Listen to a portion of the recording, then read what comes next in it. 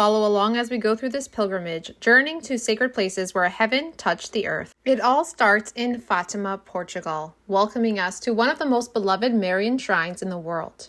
Here in 1917, the Blessed Virgin Mary appeared to 3 humble shepherd children with a message of peace, repentance, and the power of the rosary. Our pilgrimage starts here in this sacred place, where millions still gather each year to draw closer to Christ through Mary. Just outside of the main basilica, you see here the Stations of the Cross, going on both sides of the Basilica of Our Lady of the Rosary. As you can see the inside of this church, it is absolutely beautiful. And it also holds the tombs of the 3 visionaries. On one side, you'll see Lucia and Jacinta, and then on the other side, you'll have Francisco. They also run a lot of masses here at this church, so you always have an opportunity. If you go outside, you'll see the beautiful tree where Mary appeared. And this right here is the Chapel of the Apparitions, marking the exact spot where the apparitions took place. Just outside of the chapel, you'll see an opportunity to light candles. There is a small section, and then further towards the left, there is a bigger section. And when you walk down, you're going to notice a modern crucifix, and you're going to notice this structure, a remake of a simple wooden arch and cross to mark the spot of the apparitions. This remake was recently added in. Then you have a statue here of Pope John Paul II. Then before you knew it, it was already the first night here in Fatima, and we were able to do the Candlelight rosary procession. And this is a beloved nightly tradition for all of the pilgrims that come here and visit here all year round. I wasn't able to catch the beginning. It does start with the cross, and then there are people processing in with the cross, and then after with Mary. I was able to join in the procession. As you can see, there are so many people. All of this while saying the rosary in different languages, which was really special. We were also able to roam around the facilities at night, which was nice to see. And this is the tree up close. I just kind of went on top of the stairs so you can see the back side of it. Then we went to sleep. I woke up really early every day, which was actually nice because I was able to do my rosary walk in the morning and just be alone with God. So this was a very special morning for me here at Fatima, which was the next day. As a group, we were also able to come back. We were able to have a private mass in one of the chapels, which was a big blessing. And then after that, we were just looking around in the area. There's a lot of different stores where you can buy souvenirs nearby. This one in particular was very cool. There wasn't that many opened because it was still early, but this area was nice for souvenirs. All throughout the pilgrimage sites, we always saw these signs about the Jubilee 2025, and it was such a blessing to be able to go on a pilgrimage in this year of the Jubilee. But right now, we're at the church of where the children were actually baptized. This was their home parish. This church is actually called the Parish Church of Fatima. Also, the cool thing is that their baptismal font is still preserved. Then we were able to go see the homes of the visionaries. This is just 2 kilometers south of the sanctuary of Fatima. The village has remained mostly unchanged in layout, with stone pavements, olive trees, and simple whitewashed cottages, giving visitors a sense of what it was like at that time the apparitions took place in 1917. Right now I'm showing you the house of Francisco and Jacinta. The interior shows the simple furnishings of the early 20th century Portuguese farming family. Wooden beds, clay cooking pots, religious images on the walls, and their simple backyards. Now we're going to look at the parents' home. As you can see, there is an image of them at the front of the house, and you can see these are very small, modest homes, only usually a room or 2, like this one as an example. And as you can see, all the interior is all intact. There's ropes so you can't enter in. Then we went to Lucia's house, which was a little bit further down. Lucia actually lived here until she entered religious life. It includes personal items of Lucia and her family. You'll even see some letters or photos connected to her later life as a Carmelite nun. Of course, this village has preserved these homes where a lot of pilgrims come to visit. But there are people who live and actually have homes in this village and still live in this village. Then a few houses down, you see the Casa of the Tios, which just means their uncle's home. Nearby, you'll also see the well where the Angel of Peace appeared to them in 1916. After we explored the village, we headed back to Fatima.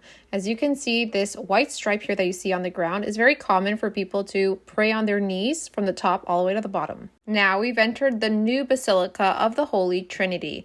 This is one of the largest churches in the world. It holds a capacity of 8,600 people. In front of the basilica is stairs where you could go down to different chapels. I really loved this one in particular, which was the heart, and it had a little mirror so you could actually look into the heart, like you see yourself in Jesus's heart. It was really beautiful. I did a rosary down here on my last day, which was an amazing experience. Then we headed to Spain. Our first stop was Santiago de Compostela. We were able to explore the area a little bit, but also something important to note here that this is the final destination of the famous Camino de Santiago pilgrimage route that has drawn Christians since the Middle Ages. Then we were able to explore the Cathedral of St. James. According to tradition, this is the burial place of St. James the Greater, one of the 12 apostles. A cool feature in this cathedral is the fact that it has a massive silver incense thurible, which can swing dramatically over the navel on feast days. Then, of course, we lined up to get into this narrow little pathway that brings you to the actual burial place where St. James is. As you can see, a lot of people have left letters and things of that nature, and that is the tomb right over there. Tradition is, after you follow the line, you come up to this place where there's a statue of St. James and you come up and embrace him. You're not allowed to film this area, so I kind of gave you a little sneak peek. Beautiful cathedral, I highly recommend. Then we moved on to a different church, and this is where we actually had our mass at this other beautiful church, which is actually a part of a monastery that's just across from the cathedral. It truly was a blessing to be able to have private masses at all the different locations, and we had mass every single day. So it was truly a blessing to be able to do that. The next day, we went to Burgos, which is in Spain. This is their most famous preserved gate, which is called the Arco de Santa Maria, which of course leads you to the main cathedral, which is the Santa Maria Cathedral de Burgos. It took nearly 300 years to complete and is dedicated to Saint Mary of the Assumption. The cathedral is considered one of the greatest masterpieces of Spanish Gothic architecture and is a World Heritage Site since 1984. It is known for its elegant rose windows and more than 20 richly decorated chapels inside. It also houses the tomb of the legendary medieval knight and Spanish national hero. If you really paid attention to all of the details, you could be in this cathedral for hours. We did have a tour guide who explained all the different rooms, the chapels, and all the little details. So I do highly recommend using a tour guide because it will help with the experience. What I found interesting was that this staircase, this is actually the outside of it on the other side, but it's a door that is closed off, so you can't really enter through there. So it isn't used, but it was interesting to see that when I was walking outside to see the front of that staircase. This window really caught my attention, me being Portuguese. There was a lot of Portuguese influence in this particular chapel. Of course, all of these rooms were all so beautiful. You can really just stare at these doors and walls and windows like you could just be there all day long.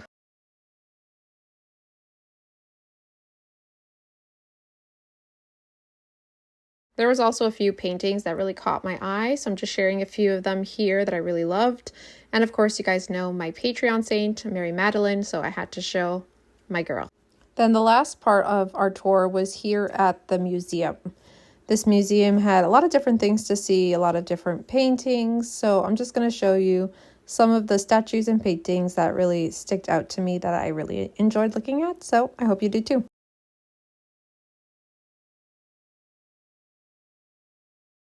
As we were leaving, we could see this miniature of the cathedral, which was very interesting just to see how big it truly is when you see it in miniature version.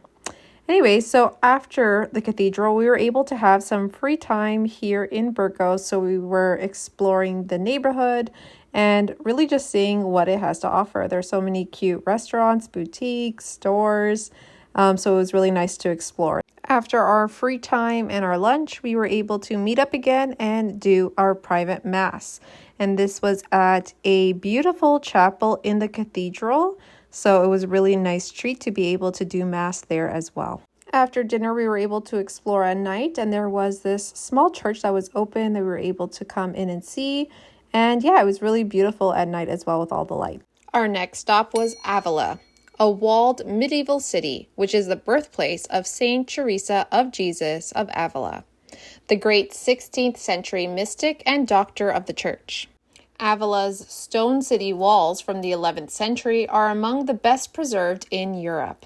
It was really a beautiful place to see, so I do highly recommend anyone to go check out the city of Avila. We were also able to visit the convent of Saint Teresa of Avila. This is the exact spot where she was born in 1515. Founded in 1636 by the Carmelite order, nearly 20 years after St. Teresa's canonization in 1622, built over the house where she was born and grew up. This convent is still an active Carmelite monastery. The nuns maintain the chapel and welcome pilgrims. Here are some of the paintings and the statues that really sticked out to me.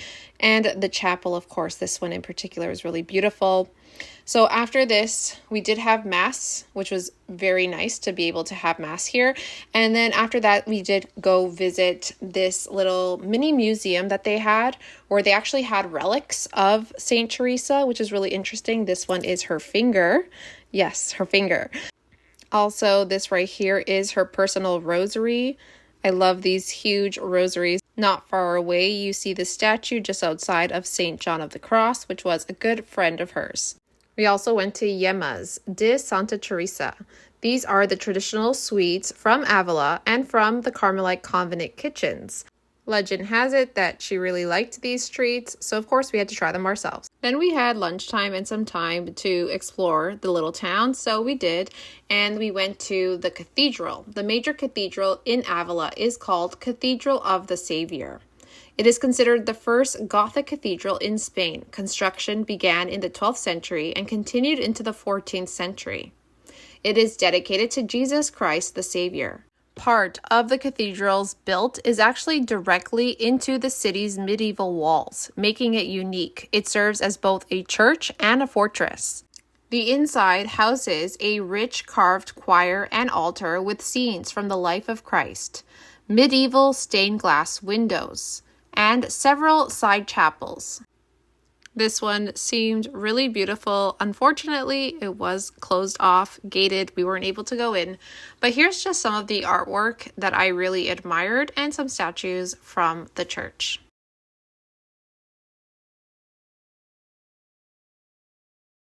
From where we were located, you can really see some great views of the town all around. So this is just one of the viewpoints. Here is one of the entry points of the walls. So yeah, we had a little bit more free time. So before we left this beautiful town, this was one of the last churches we saw before we went to our next town. This one was called St. George the Great, I believe. And they were constructing the outside, but we were able to go in through the side door. And yeah, it was a beautiful church. So I'm glad we got to explore this one as well before we left. Now, after this, we still had some time left before we met up with our group. So we were able to explore a little bit more. And it was such a nice little town. There was just so much to see in so little time. But yeah, it was really nice to explore. They had all these little stores and shops. This one in particular was so cute. And then we kind of found this church by accident. Just went through these doors. It was closed, but we were able to just sit in there quietly with Jesus. So that was fun. After that, we went on to our next city, which was Madrid in Spain. This little pathway was right in front of our hotel, which was really nice to have. And then we actually went to go explore and we found this beautiful church. And to our surprise, there was a wedding going on. So we didn't even know that it was going to be open, but it was because of the wedding. So it was really nice to witness these people's beautiful wedding at this beautiful church. So yeah, got a little bit of footage of them coming down the aisle. This was, planned for after when everyone left. We were just on the side chapel, so we were able to see them leave. This church is called the Royal Basilica of St. Francis the Great. It is located in the La Latina district of Madrid. It became the principal Franciscan church in Madrid and was given the title Royal Basilica because of its close association with the Spanish monarchy. The interior is circular in plan with 7 chapels radiating around the navel. It continues to be an active Franciscan parish and a pilgrimage site honoring St. Francis of Assisi. In the first night of Madrid, we noticed this other beautiful church, and it also was having a wedding. This one is called the Royal Monastery of the Incarnation, and it is near Madrid's Royal Palace. A community of Augustinian Recollection nuns still live here today. As we were exploring at night, we ran into Mercado de San Miguel, located just off of Plaza Major, in the historic heart of Madrid. As you can see, there was breakdancers giving entertainment for everyone, and it was just a lot of fun to explore and see it at night as well.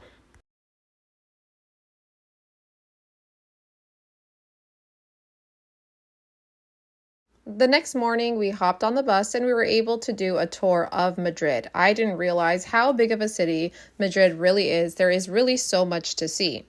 Here is one of the famous areas for the bullfights. I don't think they do the bullfights anymore is what they were saying, but that was the place where they do it. I think they run other events there. We were able to see the market during the day as well, which was really nice to explore all the different foods and sweets that you could get there. After exploring the Plaza Mayor in the historic heart of Madrid, we then went to the cathedral. It is the main Catholic cathedral of Madrid, and it is called the Cathedral of Saint Mary, the Royal of Almudena. The artwork was just so beautiful that I had to get it up close, so this is both sides that I'm showing of the top of the altar. According to tradition, when Christians reconquered Madrid in the 11th century, a hidden statue of the Virgin was discovered in the city wall.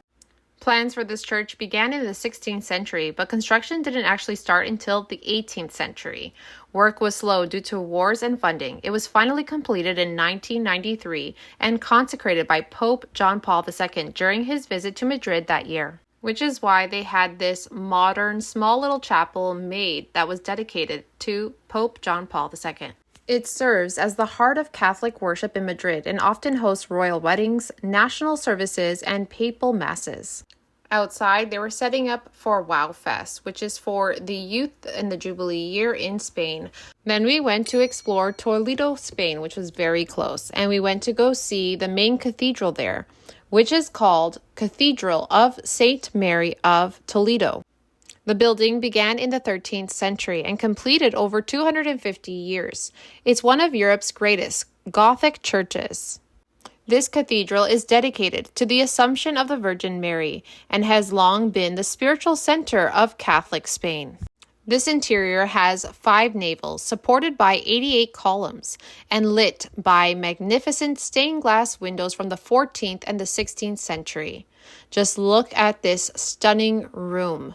One thing you'll notice at the top is that all of this imagery is of the different mysteries. So I noticed it had like the sorrowful mysteries, the joyful mysteries, the glorious mysteries.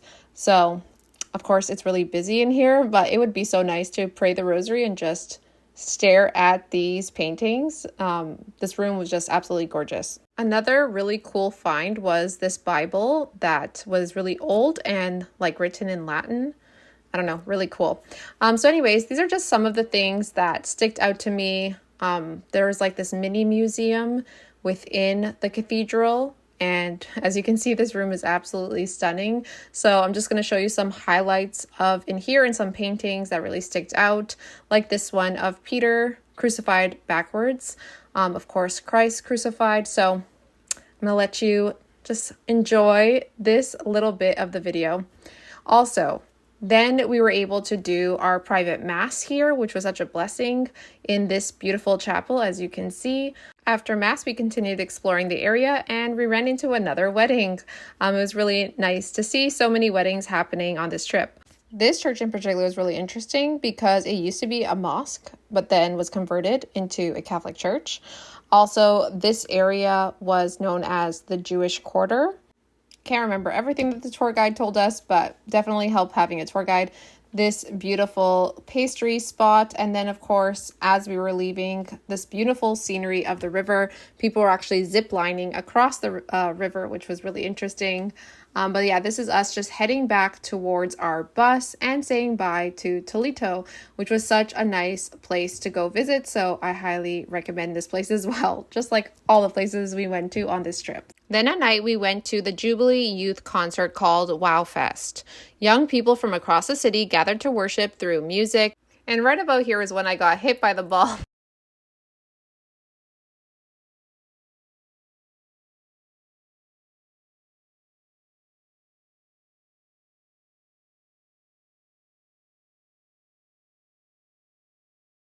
So after a fun night at Madrid, we ended up back on the bus and now heading to Zaragoza. This is where the Basilica of Our Lady of the Pillar is. According to tradition, St. James the Greater was in Zaragoza around 40 AD, struggling with evangelization in the region. And on January 2nd of that year, the Virgin Mary appeared to him standing on a pillar, telling him, "This place is to be my home." He was given a pillar as a sign and was instructed to build a church here. This apparition would make the shrine the first Marian temple ever dedicated to Mary. At its heart is the pillar, a small jasper column believed to have been given by Mary in the apparition, surmounted by a statue of the Virgin Mary and the child Jesus. Here is the line of people waiting to be able to touch the pillar. We actually didn't know if we had enough time, but we were able to get in line and get our chance. It was truly such a blessing to be here, which is one of the most important Marian pilgrimage destinations, especially one of the most important in Spain. This was the entrance on the other side. Unfortunately, we couldn't go too far because they were having mass and it was blocked off.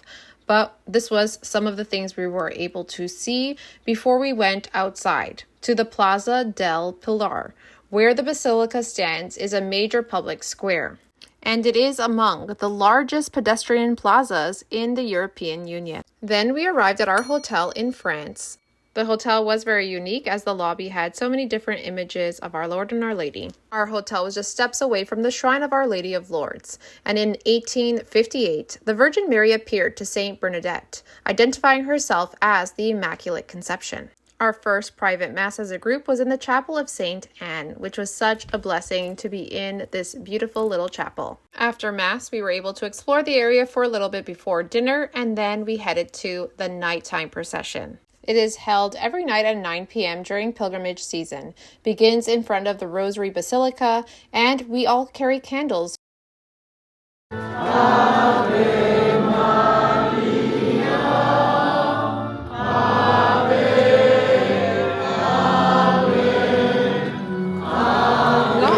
Is the rosary said in multiple languages, but we also say hymns such as Ave Maria. Right after, we went to go visit the grotto at night. It was a beautiful experience. This is the place where Mary appeared. During the apparitions, Mary pointed to a spot in the ground where a spring of water miraculously gushed forth, still flowing today, and right now it is covered by glass. Here, we also got to have Mass at night as well. This beautiful statue is at the center of the shrine, which we visited before going to sleep. The next morning, I got up early to be able to do the bath experiences at Lourdes. Luckily, I got there early because I didn't know that the first 40 were the only people about to do the bath experience. We did have a private mass scheduled for 10 a.m. at this chapel, the St. Michael's Chapel. Unfortunately, because of the baths, I did run a little bit late, but I got in time just before the Eucharist. Got this footage from Gita, who filmed a little part of the mass. So we were able to explore the main basilica, which is called the Basilica of the Immaculate Conception. It is a Gothic-style church above the grotto. This one is part of the upper basilica, built in 1866. Shout out to St. Joachim, one of my favorites. Then as a group, we were able to do the Stations of the Cross at Lourdes. This is called the Way of the Cross. It consists of 15 large bronze stations depicting each moment of Christ's passion. I didn't show all of them, but I showed a lot of them here in this video. And at the end, you see a whole bunch of different rosaries all against the rocks, which was really beautiful. After the Way of the Cross, it was time for lunch and some free time, so we did go explore the area.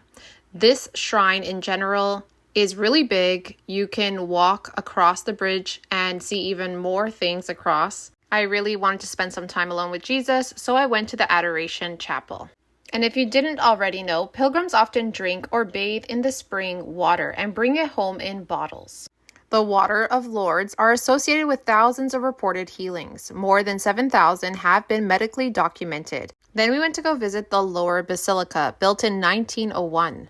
This is called the Basilica of Our Lady of the Rosary. It features 15 rosary-themed mosaics. Unfortunately, I'm not able to show you all the different mosaics. These were so beautiful. The video does not give it justice. But yeah, these are just a few of them. And of course, I couldn't show you them all because it would just be way too long of a video. One interesting fact that I learned about is the fact that Lourdes is visited by 3 to 4 million pilgrims every single year. Even just the outside is so stunning. These are side chapels. This one is dedicated to Our Lady of Guadalupe. Right next to it is the one for Our Lady of Lourdes. And as you can see, the details, even on the floor, is so amazing. Then you have the third one, which is called the Chapel of Saint Maximilian Kolbe and the Saints of the Eucharist, located on the left side of the Rosary Basilica. This mosaic celebrates Eucharistic devotion and Marian devotion. Kolbe was deeply devoted to the Immaculate Virgin Mary and the Eucharist. And in French it says, Mary leads straight to the graces of Christ. It reflects Lourdes' messages that Mary's role is always to guide us to her Son in the Eucharist. Then as a group, we went to go visit the Basilica of St. Pius X. At that time that we were visiting, they were doing adoration. It is often called the Underground Basilica, and it can sit around 25,000 people, making it one of the largest underground churches in the world. After this, we went to go visit St. Bernadette's home, located just minutes from the sanctuary. Visitors can see the small bedroom where she was born, the millstones, and the simple household furnishings from the mid-19th century.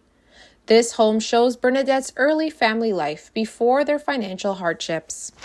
Then you can also see what is called the former jail, where she was living during the apparitions. We had some more free time, so I was able to go visit the grotto one more time during the day since I only was able to visit at night. Before our final night at Lourdes, we were able to shop around a little bit, and of course, we were in France, so I had to get the crepes. So we got some crepes, and yeah.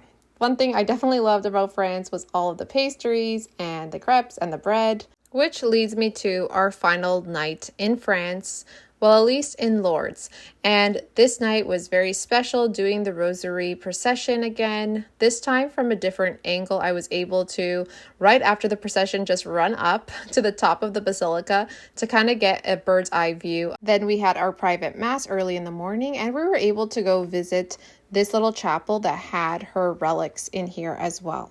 Then we left Lourdes in the morning and headed to our next stop, Carcassonne, the medieval fortress city located in southern France. And since 1997, it is a World Heritage Site.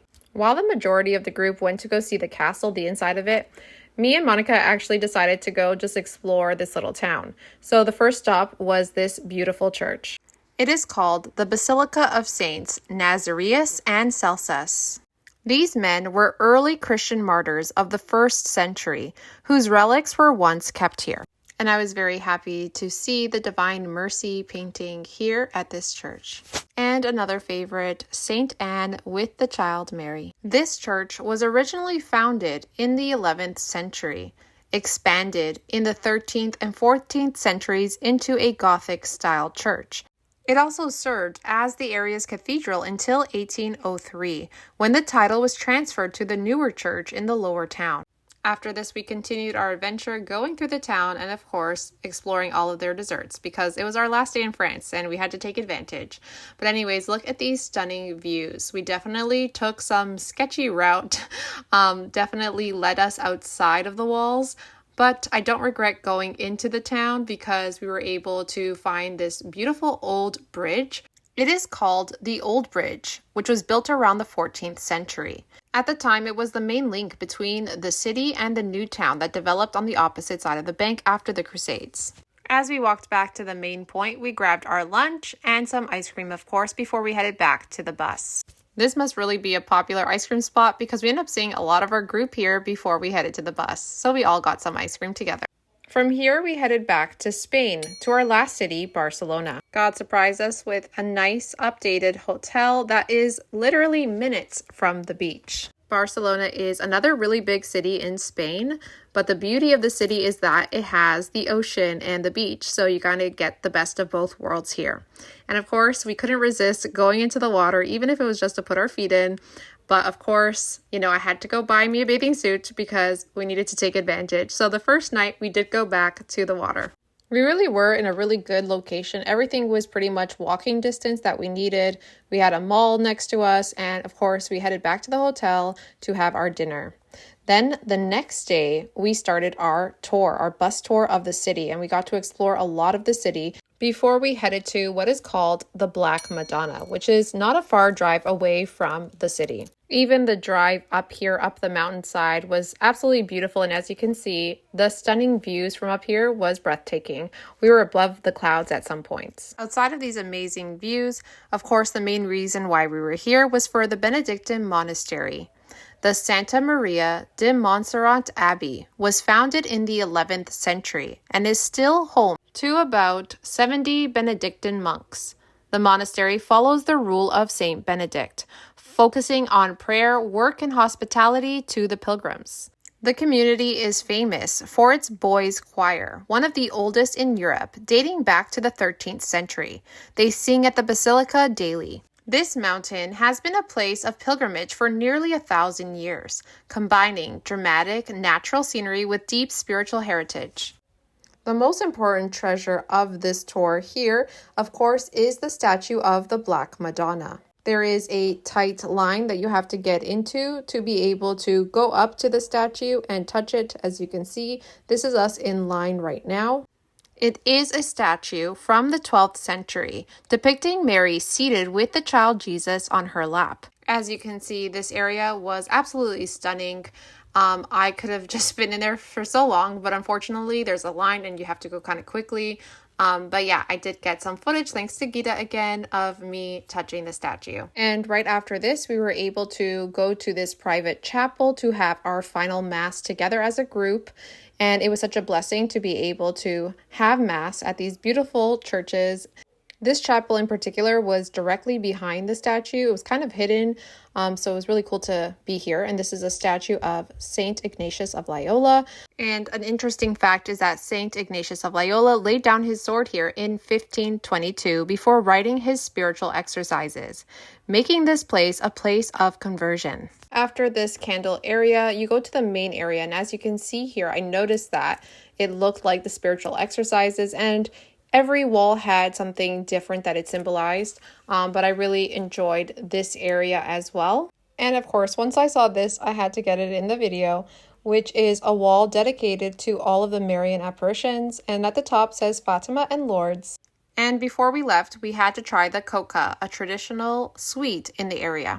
Then after this, we headed back to Barcelona, to the center of the city, did a little exploring before we headed to Sagrada Familia, also known as the Basilica of the Holy Family. Construction began in 1882 and is still going on today, projected to be completed within the next decade. It has been declared a World Heritage Site for Gaudi's unique contribution to the modernist architecture. Here you can see the specific places where they're still going to be building in orange. The details outside of this building is something I've never seen before. It is extremely detailed, both inside and outside. Gaudi's design fuses Gothic tradition with modern art. When completed, it will have 18 towers, 12 for the apostles, 4 for the evangelists, 1 for the Virgin Mary, and the tallest, dedicated to Jesus Christ, making it the tallest church building in the world. The interior columns branch out like a forest canopy, filling the space with colored light from stained glass windows. And just like that, we are now on the last night of Barcelona and of the trip. Monica convinced me to use public transportation, which was definitely an adventure in itself. But it was really cool to see the city at night. Barcelona's waterfront comes alive at night with street musicians, outdoor cafes, and the lights of the Ferris wheel adding a festive feel. This area is popular for evening strolls because of its harbor views, yachts, and palm-lined boardwalk. And then that was it. The next morning was the last morning before we had to head to the airport. I was able to do my morning stroll and do my rosary walk and spend a little bit of time with God at the beach before heading to the airport.